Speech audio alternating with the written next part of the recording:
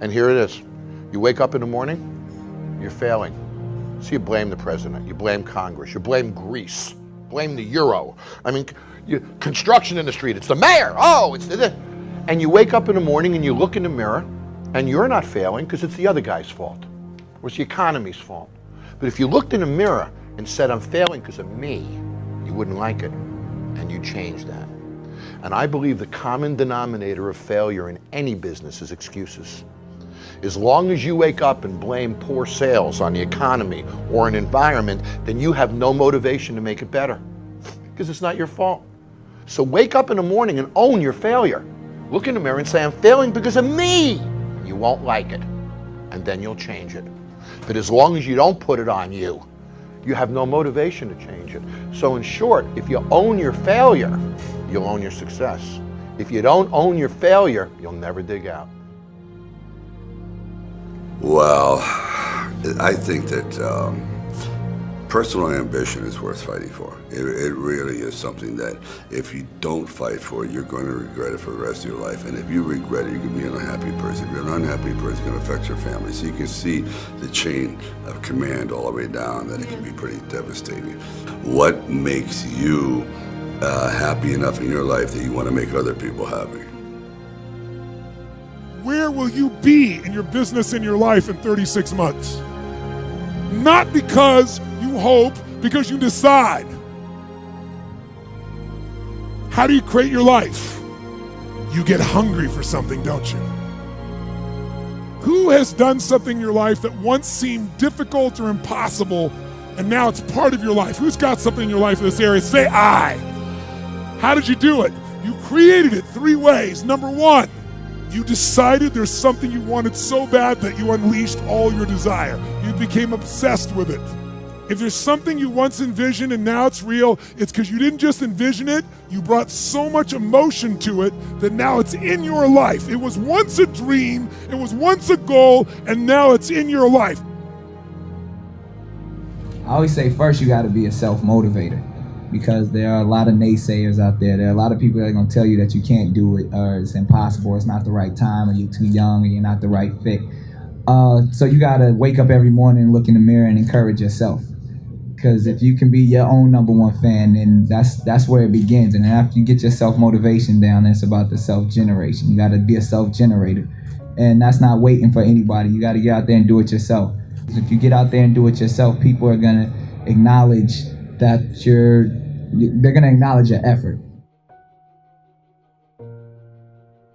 But what I don't think we should do is limit ourselves in any way, shape, or form in terms of what we think we're capable of.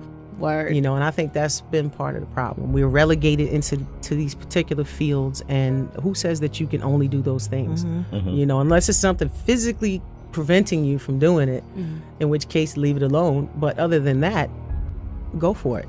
Go for it. But just be prepared for what, you are going to deal with those, things. And when you find people that you can connect to who will support you, whether they're male or female, those are the people you need to keep in your life.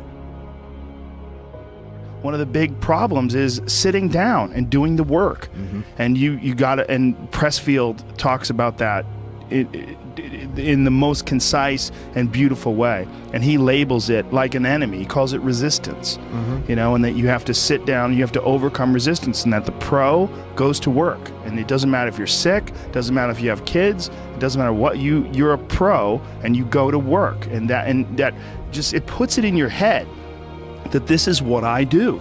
This is what, and you have pride in that. And then when you are in front of that keyboard and you look down the count, it says, I got 1,000 words today. I put 1,000 words in. You're doing the work. Yeah. And out of that work, gems blossom. Yeah. Little things, but you might have a day where you just write nothing but dog shit.